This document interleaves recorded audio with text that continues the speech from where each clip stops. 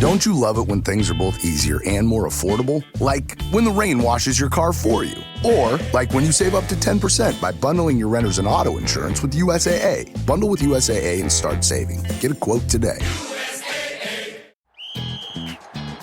Hilton brings you new ways to stay. With experiences that let you capture the glory days. Introducing the Graduate Hotels.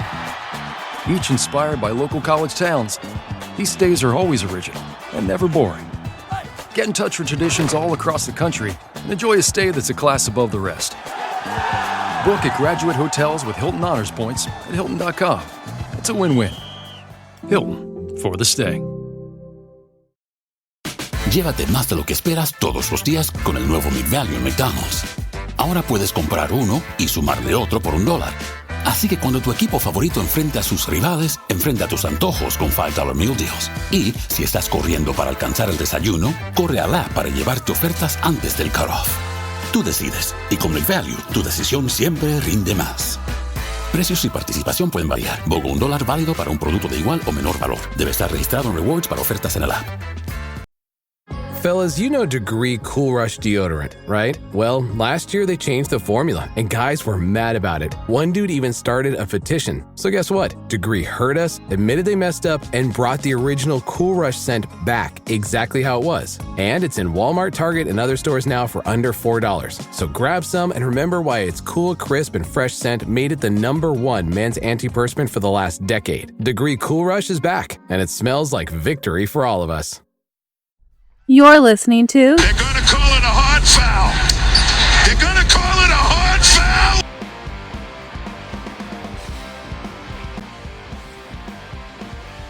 They're going to call it a hard foul. I'm Jim Quigley, as always, with my brother Mike. And Mike, we are brought to you by the what? The Fans First Sport Network, bitches. Say that one more time, loud, for the people in the back. The Fans First Sport Network, bitches.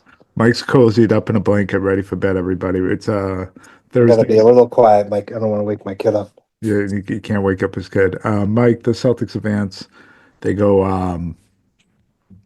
off late, and by now we're 2 days after the game, so everyone knows what happens. They go off late in the third quarter when Banchero picks up his fifth. Kind of a controversial foul. I think an argument. Controversial? It wasn't a foul. Yeah, wasn't really a foul. It didn't look like, and I think an argument could be made that he should have stayed in the game. But whatever. The Celtics move on. What are your takeaways from that series, from Game 5? Looking forward, concerns, optimism, all of the above. Yeah, I mean, we talked a lot about this series. So overall takeaways from the series. It was a good test for the Celtics. They played a team that defends the three-point line really well. They had to win in other ways, and they did. They almost won all 5 games. They didn't they didn't hit a three for the first time and a half all season, probably in over a decade or whatever. That's very rare to happen. So, definitely impressed with their end-of-game execution in the series outside of the game where Joe Mazzulla decided not to play Jaylen Brown for like 3 minutes. That seems to be a trend around the league to not play his star players at the end of games. I don't know what's going on and why coaches are doing that, but the Knicks did that the other night. Brunson just didn't play the last 2 minutes of the game. Why not? It's weird. But yeah, that's my main takeaway is that the Celtics' toughness and their grit and their ability to finish at the rim. So you can take away the three-point shot, but this team's really talented. They don't have to win hitting threes. They can beat you in other ways. And that's scary to think about for future opponents because the Celtics do have a lot of guys who can just take you off the dribble and get to the basket. And if you're going to cover Jayson Tatum one-on-one, he's just going to switch up his game and get his. He's not going to be looking to get other guys involved. He's going to be the scorer like he was in this series. So I'm impressed with the Celtics effort and, some things that stood out as far as like concerns. Can we stick on Tatum? Can we talk a little bit about Tatum before you go to your concerns? Just a little bit back and forth because I thought he was absolutely phenomenal. Through the 3 games he came back, I don't have his numbers in front of me, but it was all 30-plus points. 2 Yeah. games, 14 plus rebounds. He almost had a triple double in this last one. Um, and he took what the defense gave him, a lot what you were talking about. And he just feasted. I think it's one of the undertold stories of this matchup against the Magic. He just feasted on one-on-one coverage. Yeah. And didn't matter if it was Banchero on him or Wagner or Wendell Carter or whomever else. He just took advantage of that, whatever the switch was, and it's kind of a message to the rest of the league here is that it's feast or famine, right? If you're going to double him, he's going to do what he did all season, which was at a really high level. If you go one-on-one, he can score as good as anybody in this league. Mhm. Um, If you and go one-on-one with no help, with no help, which is what Orlando did. what Yeah, Orlando did, yeah. yeah. They I hyped don't up on think, the three. yeah, I don't see OKC doing that or Cleveland. I don't think it matters what New York does. But yeah, yeah, it was impressive. Tatum was awesome, Jim. I mean, his free throw shooting too, um, just very reliable. Defensively, he showed up in the series.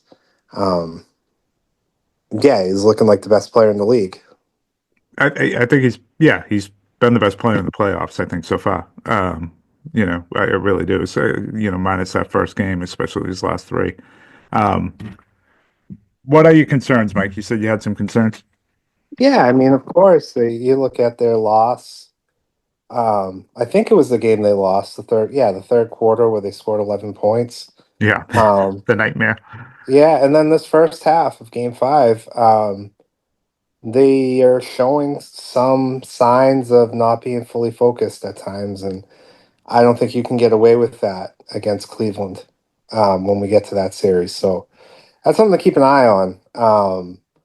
And past Celtics teams, those are the kinds of things that would happen to extend series or even losing the season. So, that's something I worry a little about. I don't think it's PTSD. I think this team sometimes does that. And this is something to keep an eye on because those were that first half of game five was really, really bad.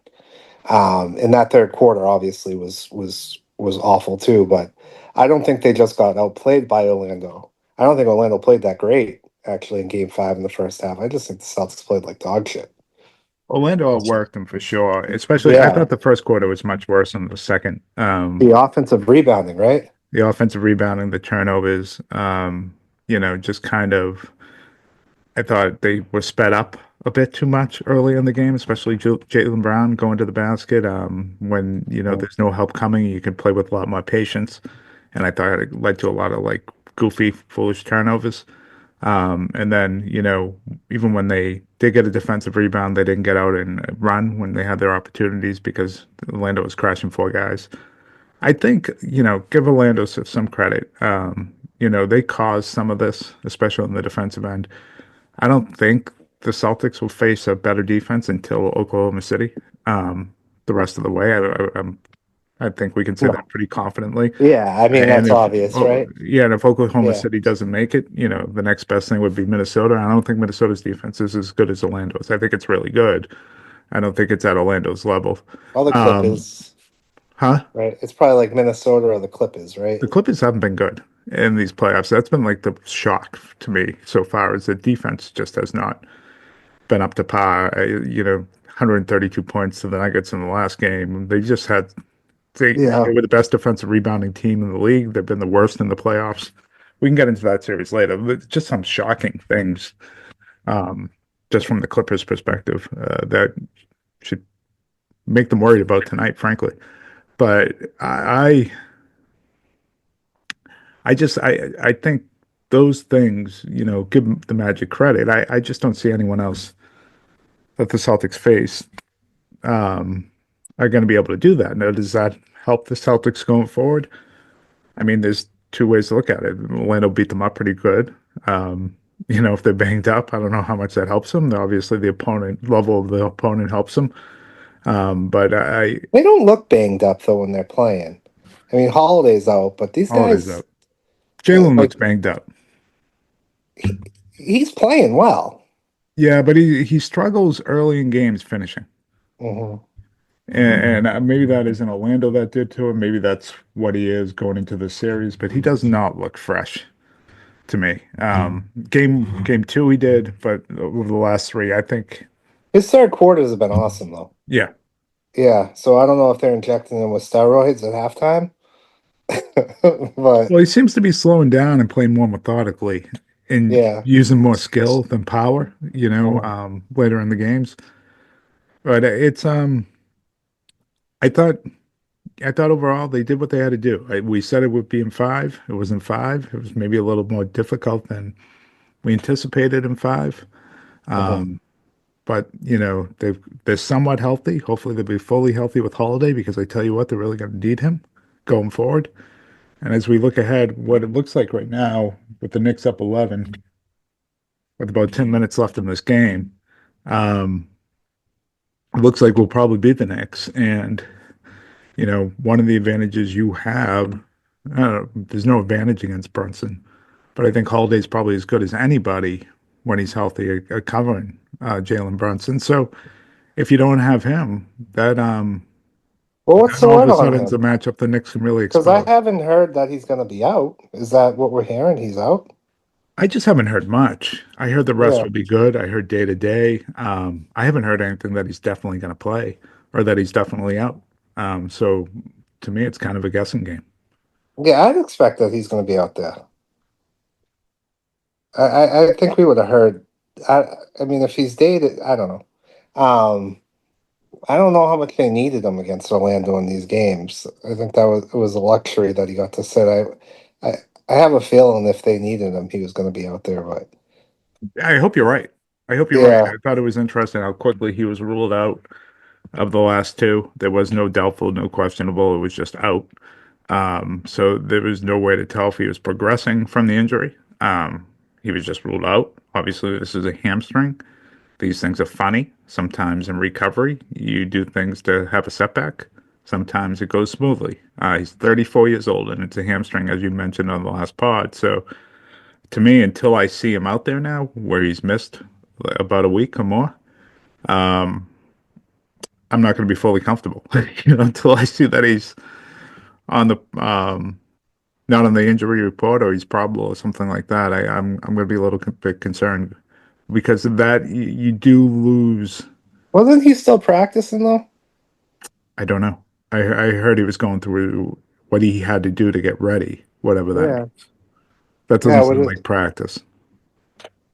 Yeah. Um. Yeah, it'll definitely be interesting. I mean, they can beat the Knicks without him, They can, but and they will if he doesn't play. I They'll. think Brunson, it becomes a really big advantage of that position for the Knicks, where Well, it's not as much right now with Holiday. It's yeah, still but an advantage, but not like it would be without Holiday. you still have every advantage against the Knicks almost at every position down the other end. Oh yeah, offensively you Yeah, can do yeah. whatever you want against these guys. So I Um, mean, I'm not concerned about New York even without Holiday. Matter of fact, I wouldn't play Holiday against the Knicks unless he's 100%. Well, not 100%, but unless his hamstring's good to go. well, that's a thing with a hamstring. Like if you play it at 85, 90%, it's becomes risky. Yeah. It's not like you're recovering from another What injury. are they This is calling it with the motion. hams? Is it like a strain? Is it a pull? Like I've what is heard it? strain. I mean, they're listing it as a strain, I believe. It hasn't been a tear. I mean, if it's a tear, he's just done. But Yeah. Um. Yeah, that kind of came out of nowhere. I didn't even see him hurt it. no, either did I. He actually played really, really well in game two. Probably when he dunked it. Yeah, I know. I know. I mean, people like he's 34. That's not old. I mean, he's, it's really not. No, it's not old. In that league, it is, though. Your body, I mean, Is it like still old in that league? when you're 34, Mike, your body's different than it was when it was 23, 24. Your recovery time, everything. Yeah. It's just the way, even for an elite athlete, it's your recovery time's just different. Yeah. Um, I'm talking myself into him playing. I think he's going to be out there. I'm watching the Knicks, tonight, and where's this Bridges player been all season? Because he looks good out there tonight, defensively scoring the basketball. And I feel like these guys, they play great New York against everybody until they line up against the real teams, and Tatum just owns these guys. Well, I don't think they played great this series. I think this is the first game where they've outplayed the Pistons. I think that in every other game, the Pistons have outplayed them. They've had a lead in every game in the fourth quarter. And they Going got into, Bale. they I mean, just the haven't Knicks, finished the deal. I think the the Pistons Pistons should overall are be a up better three team. two. They got screwed. Huh? They should be up 3-2. They got screwed. Yeah, they absolutely did. It's down to 7 right now. But Yeah. yeah, no, I don't think the Knicks have played all that well. It's really weird too because you would think they would run a ton of pick and roll with Brunson and Towns, and they don't really run any. And I don't know if it's because they're afraid Towns is going to pick up a offensive foul on the screen, Well, it's not. um, because I he's think always in foul trouble, but they just don't no, run it. no, Or they don't run it much, and they go through their wings. I think a little too much with I think Anunoby and Bridges shoot the ball too much. and there's a They lot of just should. Brunson dribbling around. Yeah, yeah, and I don't think Towns takes as many shots as he should. Shaq made a good point at halftime. He's like, he should be averaging 20 shots a game.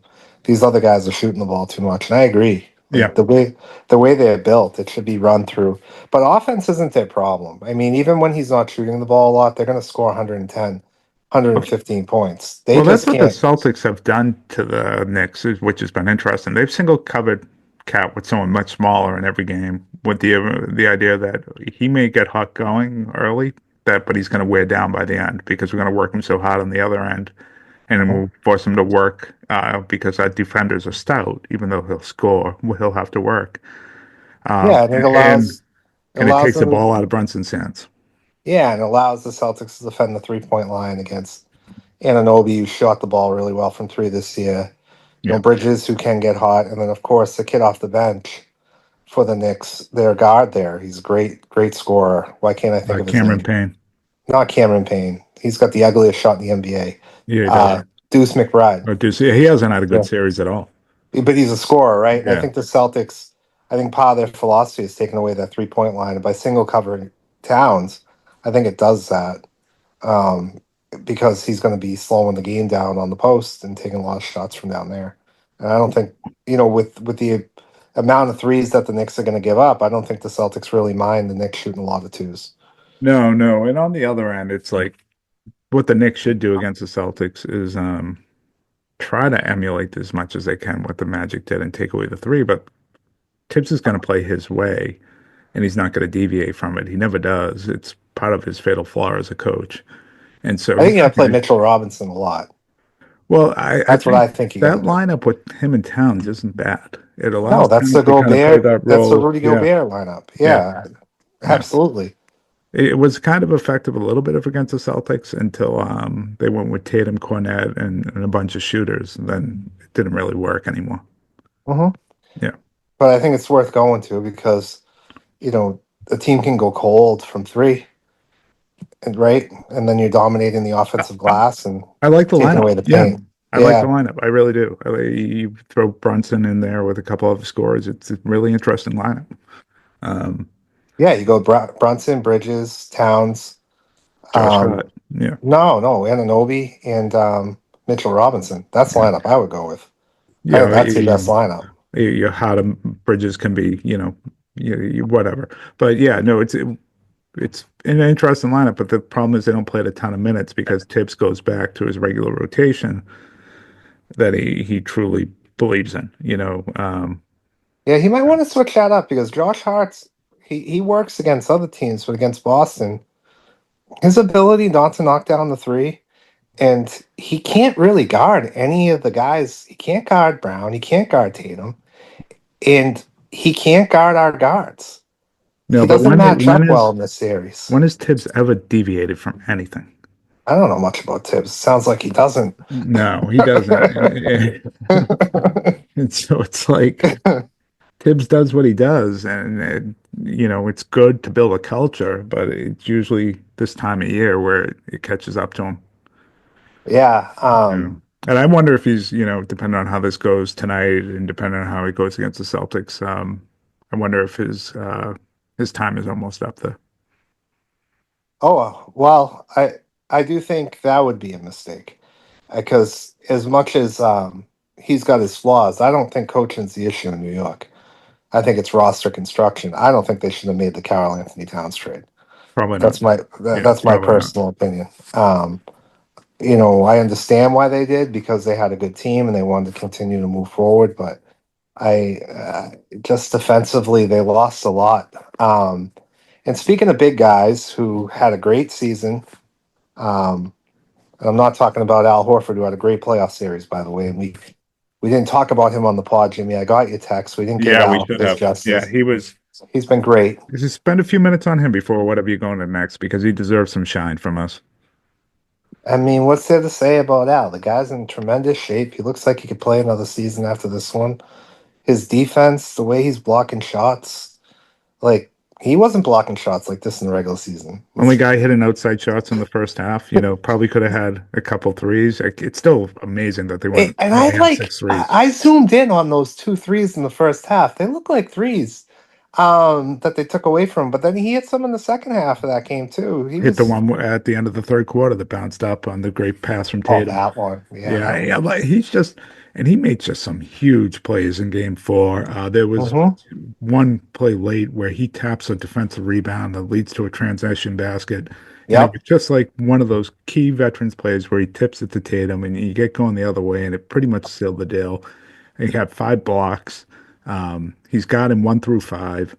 Just, and he's playing huge, huge minutes. Yeah, this game's really getting interesting. Hardaway, that was Tim Hardaway. So, it's getting really, really interesting over here, Detroit, New York. But Al's been super. But I think you want to talk about Porzingis. Is that where you're going here? Yeah, just one other thing on Al, man, they got to figure out a way to keep him. And is he the type of guy next season that would be like, all right, I'll play for the veteran minimum?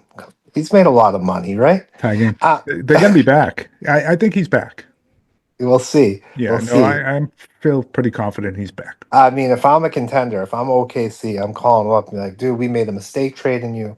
I'm giving you $20 million a year to come to OKC. I think he's at an age right now with his family and everything else. I Yeah, think I hear he's you. His comfortable son there. too. Yeah. He's adorable kid. Yeah, KP. I mean, this guy was great all season, right? So likable. All that stuff is true. He's not soft. The narrative is not true with him. He's not a soft player. He's a tough player. He played that game one against Dallas last year on that injury. But his play is feeding into the narrative of a guy who isn't reliable in the playoffs and is soft. His 3-point shot is junk right now. He has Magic Corey had a lot to do Joseph. with that. Yeah. He has Corey Joseph covering him on the post, and he can't score. I'm not saying I'm concerned, but I'm saying this for him in his career. You better start showing up, man. Now's the time. Come out against the Knicks and let's have some big games because they talk about him on TNT. The talk about him around the league outside Boston, I don't think is very positive. I'm sure he doesn't care. He's just trying to win a championship, but in order for the Celtics to win a championship, he's got to play like he played in the regular season, or We're people are going to call him soft. We kind of have short-term memory here. I think we forget what he did in game one when he was healthy last year in the NBA Finals. That really turned that game around. And Well, he did that hurt. yeah, he did it. He He did did it that hurt. later. He was still Yeah, hurt. He was Yeah. amazing. So look, I think game four he was really, really good. Credit Joe Mazzulla drawing up some plays for him to get him going with the screen and roll action. That was great. Orlando, usually he's shooting what from 2, 3 feet behind the 3-point line, and Yeah. he's And got drone. a lot of space. That space was taken away, like in this series. That space, including to the point where this last game in the first half, he shot one out by the logo just to get himself some space. So, and credit Orlando because it's not like he has a slow release. His release is super fast for his Yes, size, it and he is. shoots it deep. And Orlando took that away. So, can the Knicks do that? Can the Pistons? I don't think so. But to your point, he struggled finishing inside as well He too, did. and Yeah. I thought their physical play had something to do with that. I And he think kind of got lit up by Franz Wagner. Like he had his way with KP and kind of hunting those matchups. I'm He's a not. terrific young player. Yeah, Yeah, I'm just saying like this series against the Knicks is the time for KP to show up. I think this is the it should time. be. Yeah, Yeah. this is a real good matchup for him. Hmm. Assuming it is the Knicks. I mean, right now the Pistons are charging. I know, right? Like we might Yeah. get. I want a game seven so bad. I really don't care who the Celtics play in the second round, but I'm rooting for both of the road teams tonight because that's a great weekend of basketball. Yeah. Oh, yeah. Yeah. Confident Kate Cunningham is kind of scary. I will say that coming in after winning a series like this, coming back 3-1, Oh, he'll do his little Derrick Rose from he's the Derrick Rose's scariest rookie year. guy out of these two teams by far to me, because I don't think he realizes yet how good he is, and you wonder if a series win like this does it for him. Um, but yeah, no, they KP. The playoffs is about matchups. Orlando matched up pretty well against the Celtics, and I think that's a 50-win team if they were healthy most of the year. Definitely. I don't think these two teams that are playing tonight match up really that great against the Celtics. I don't think Cleveland defensively matches up great against the healthy Celtics. But The only thing I I don't think hate of the about if Celtics they, problems on the other end. yeah, Um, so the only thing I we'll hate see. about if they play Detroit is I think it's going to be really physical, and I say that like we just got done with like a real physical team, like more guys getting nicked up and injured. Like Yeah, but against the Knicks, I don't worry about that at all. I think the Knicks are soft as puppy shit. like the Knicks and unlike the Magic, they might be physical, but they have guys that are small. Yeah, Whether it's they're very small. Beasley, They're really Hardaway, or small. Schroeder, like there's spots where the Celtics can just pick them apart. Can Duran, is he smart enough? And not smart, he's a smart enough kid, but is What's he the experienced deal with enough? Isaiah Stewart? Is he done for the I playoffs? don't know. Because So they're playing Paul Reed, bro. yeah, well, Isaiah Stewart, I mean, that's a matchup that Porzingis would feast. So That's it's very true. so it's we'll see. I think the Pistons are a better team. I think they would cause them more problems than the Knicks would, for sure. But I think Speaking of Cade Cunningham, I oh don't my think the god! series would go beyond 6, and it would definitely. I'd pick it in 5. Did you see that shot that No. Cade just hit? Oh, fadeaway in the paint. He's posted the dude up and shot a fadeaway, looking like Michael Jordan. Oh yeah, I'm behind you, so I just saw it now. All right, let's go to these Celtics news. Then we'll do some quick playoff predictions. Then we'll get out of here so we can finish watching this Pistons Knicks finish here. I'm watching it while we talk. I don't give a fuck. Good. So Celtics news. I don't really think this is news, but Shams Charania went on Pat McAfee's show, as you sent to me, and said basically, the word around the league, everyone's talking about how the Celtics are going to have to break this up. Yeah, I mean, Rick I said feel that in an yeah, I interview feel like like it's going to be a really month hard ago. though. Huh? I don't think it's easy just to trade people anymore. Like you have to find a team that can absorb the contract. So I'm interested to see how they're going to shed the money. And like Yeah, but the plays are desirable. when So I think when I think that about makes the it easier. desire, yeah. Yeah, they're not Uh, dumping bad contracts there. However, you say they're desirable. If you're a young team that can take on a contract, you don't want Jrue Holiday and Kristaps Porzingis. The only guy you want is Derek White, right? So like I think the options Well, aren't no, it depends. I don't really. agree with that. Like if you're, let's say, you're San Antonio, right? You don't want Drew Mhm. Holiday Maybe to play with Wemby in you that aren't. team and whatever draft picks you get in there. Like, isn't he Yeah. the perfect guy for that team? If you're a team that's missing a big, you don't want KP. Like these are desirable guys. Like teams might ask for Derek White, but once they say no, they'll say, okay, what about Holiday? Mhm. Like I don't. But I thought, but part of this though too is that team has to be able to because the Celtics can't take on any contracts, or they're just going to be in the same boat paying $500 million tax, right? So like they have to be able to find a team that's able to trade for these guys and just give the Celtics a draft pick and nothing else. Yeah.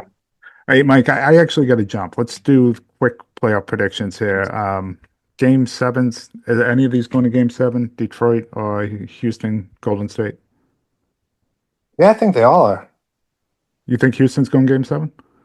Yeah, I think they're going to force a game 7. What about Denver Clippers? Ooh, the way the Clippers lost on that dunk at the buzzer, that is so deflating. I don't know. We'll see. I hope there's a game 7, but I don't know. We'll see. Yeah, I think I am for the hell that they're up 2 Pistons, so I'll say this will go game 7. I do not know about the Nuggets and Clippers. I would say yes, game 7. I don't think Golden State, Houston will.